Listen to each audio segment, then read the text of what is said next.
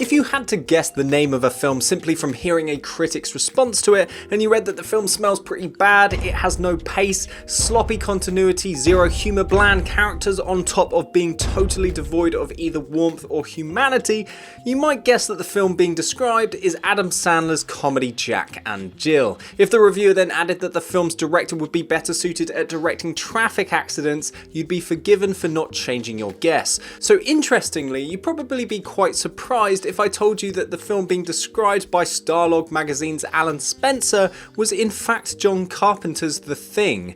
Although now considered to be a classic of the sci-fi horror genre, John Carpenter's The Thing, the story of an American research team in Antarctica hunted by a shape-shifting alien, was released in 1982 to an underwhelming box office performance and a panning from film critics that would make even The Last Airbender blush. So the question is, just how did The Thing go from being a critical and commercial flop to now being renowned as an unmissable horror classic? Well, pour yourself a stiff glass of J&B whiskey and prepare to start looking at your family's pet dog just a little bit more suspiciously, because I'm Tom from Screen On Point and this is The Thing, the most hated film of all time. Now, as the title suggests and the fact that it's in quotations, at one time and specifically in magazine Cine Fantastique, John Carpenter's now iconic film The Thing was once greeted with the question of whether or not it was the most hated film of all time. So what was it about The Thing that had the industry respected magazine asking if it was the most hated film, and how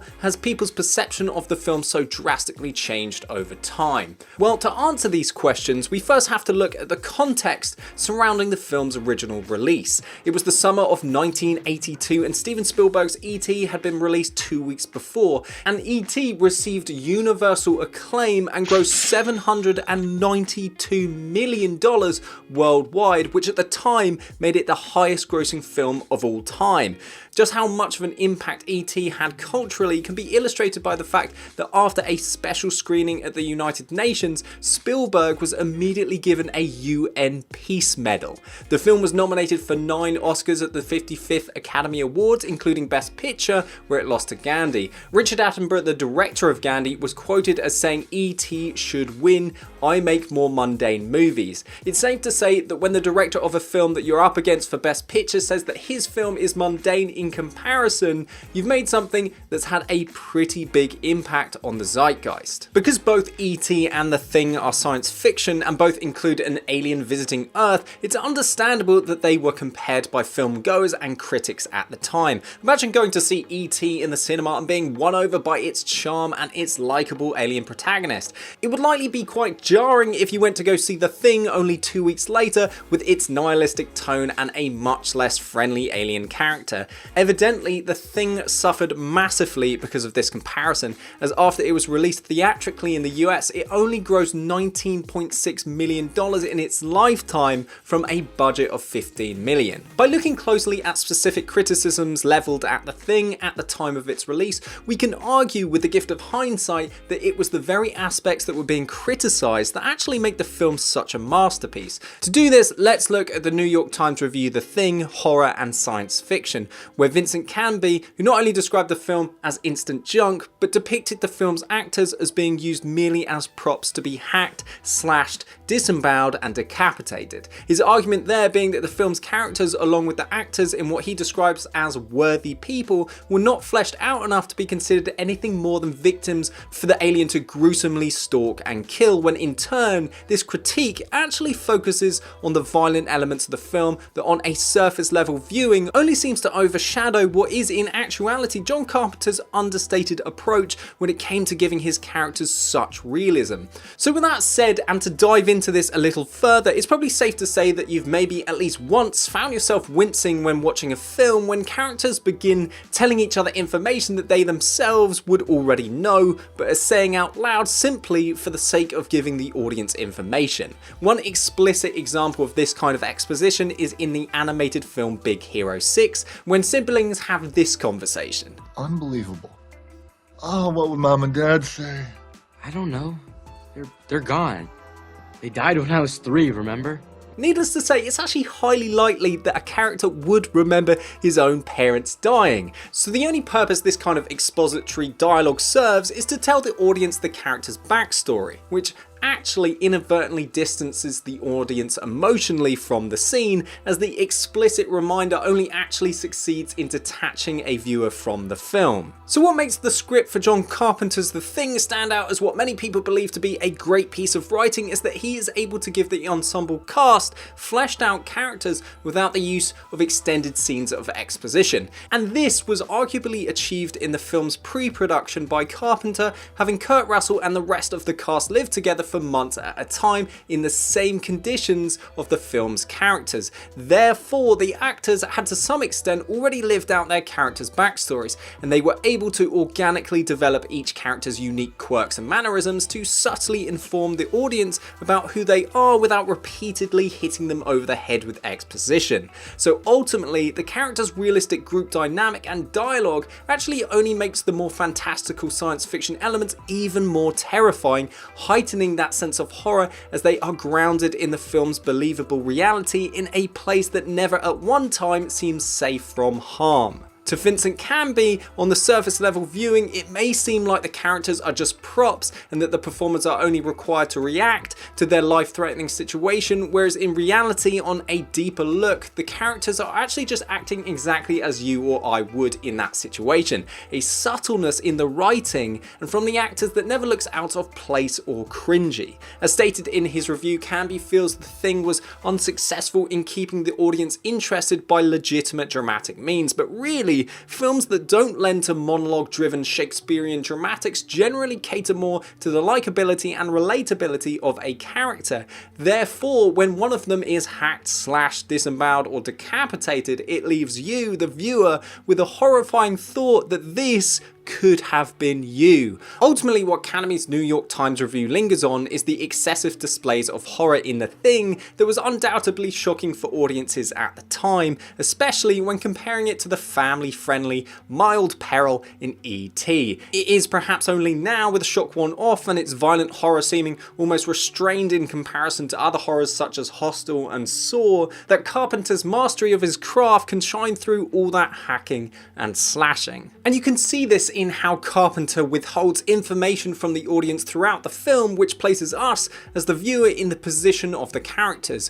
One example of this is when the alien in the form of the dog enters the room of one of the unsuspecting researchers, and the audience are only shown the man's silhouette. This directorial decision ensures that the audience can't tell which character is about to be attacked and mutated into by the alien. Interestingly, when shooting this scene, Carpenter actually brought in another actor to play the silhouetted man, to make sure that the audience couldn't guess the identity of the character. By withholding any hints, Carpenter places the viewer in that confused state that is affecting the film's characters and their subsequent decision making. We know someone isn't who they seem, but because we don't know who is actually the thing in disguise, we fully relate to MacReady when he says, "Nobody trusts anybody now."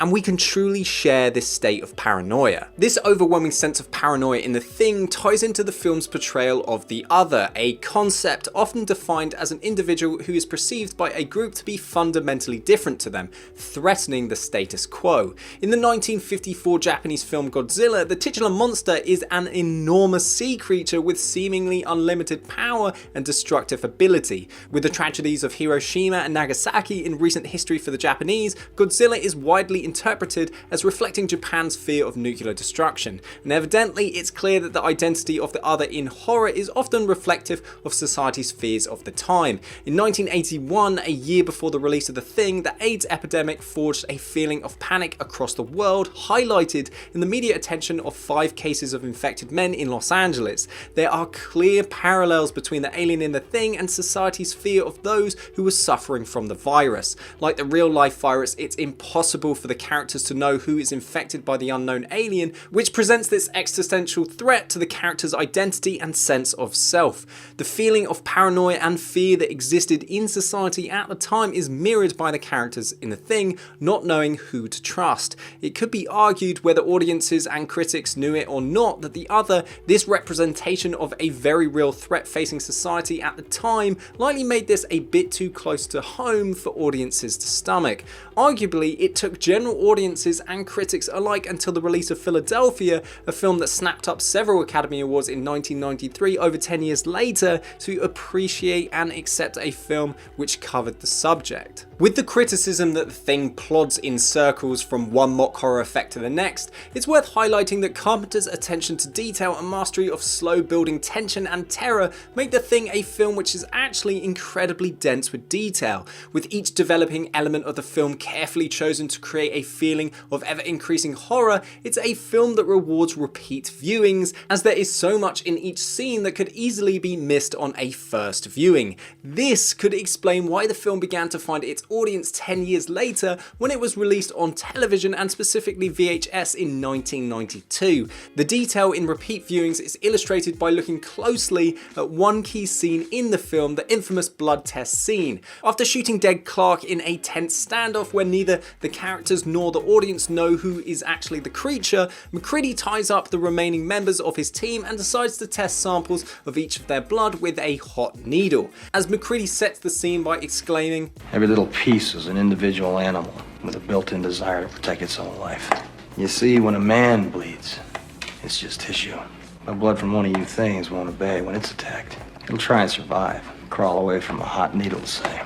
What follows is an incredibly slow and drawn out scene where MacReady takes each blood sample from each character, then carefully heats up a needle to test his theory. Carpenter's use of close-up reaction shots of characters looking incredibly relieved after their blood samples are tested, and in turn revealing that they are not the creature, suggests that up until this point, even the characters themselves are not entirely sure whether or not they are the Thing. This adds to the increasing sense of madness and paranoia that on a first viewing seems like nothing but sheer chaos, but in actuality highlights a subtle narrative sleight of hand that keeps you in the loop on a repeat viewing. And as he's about to test Palmer's blood, MacReady is told by Gary that "This is pure nonsense. Doesn't prove a thing." And MacReady replies with, I thought you'd feel that way, Gary. You were the only one that could have got to that blood. We'll do you last. By suggesting that it was Gary that had sabotaged the blood samples earlier on in the film, Carpenter focuses the audience suspicions on that character with back and forth close-up shots of both MacReady and Gary. Then this happens.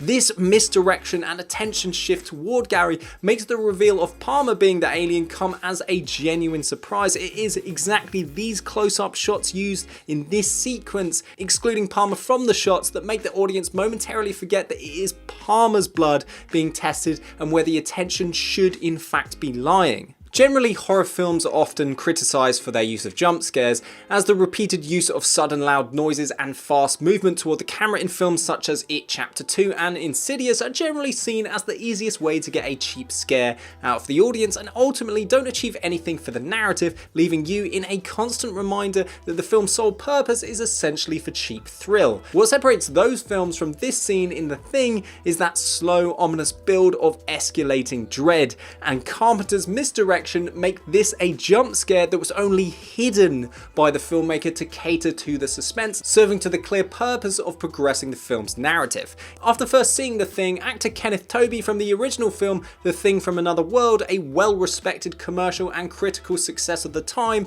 was quoted as saying the effects were so explicit that they actually destroyed how you were supposed to feel about the characters, and they became almost a film in themselves and were a little too horrifying. Interestingly, it could be argued that the sheer amount of CGI effects we see in more recent horror films has played a part in why the practical effects in The Thing are now held in such high regard.